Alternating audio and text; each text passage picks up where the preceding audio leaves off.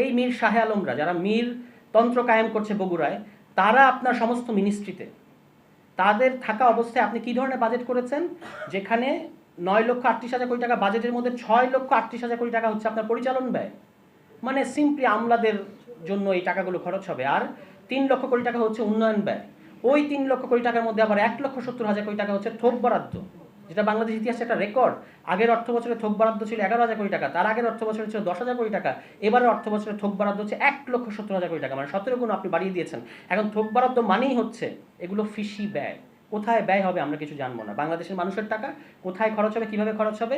এই মীর শাহ আলম দেখবেন যে নিজের বাড়ির সামনে রাস্তা করবেন কোটি কোটি টাকা খরচ করে, অলরেডি তো তিনি সেটাই করছেন। শিবগঞ্জের নামই কয়দিন পর উনি বদলে দেবেন।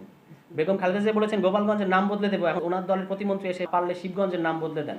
ফলে এই বাজেটের ব্যাপারে সর্বশেষ আমার বক্তব্য হচ্ছে যে আপনি দেখেন দুটো জিনিস। একটা কথা ফয়সাল ভাই বলেছেন যে অগ্রিম কর বলতে একটা অত্যন্ত রিগ্রেসিভ জিনিস তারা নিচ্ছেন খুচরা ব্যবসায়ীদের কাছ থেকে, যার মানে হলো আপনি পণ্য বিক্রি করার আগেই ব্যবসায়ীকে বা দোকানদারকে, ব্যবসায়ী না বললে তো অনেক বড় ব্যাপার মনে হয়, দোকানদারকে 1,000-2 টাকা কর দিতে হবে।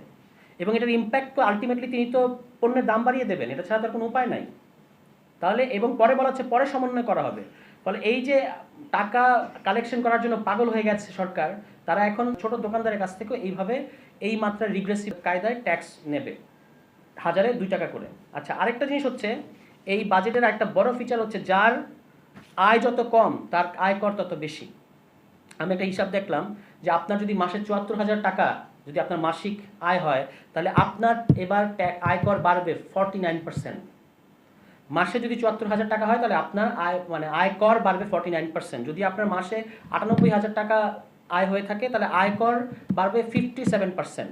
যদি আপনার 1,38,000 টাকা মাসিক আয় হয়ে থাকে তাহলে আয়কর বাড়বে 30%। যদি আপনার 2.5 লাখ কিংবা তার বেশি হয়ে থাকে মাসিক আয়, তাহলে আপনার আয়কর বাড়বে 10.5%।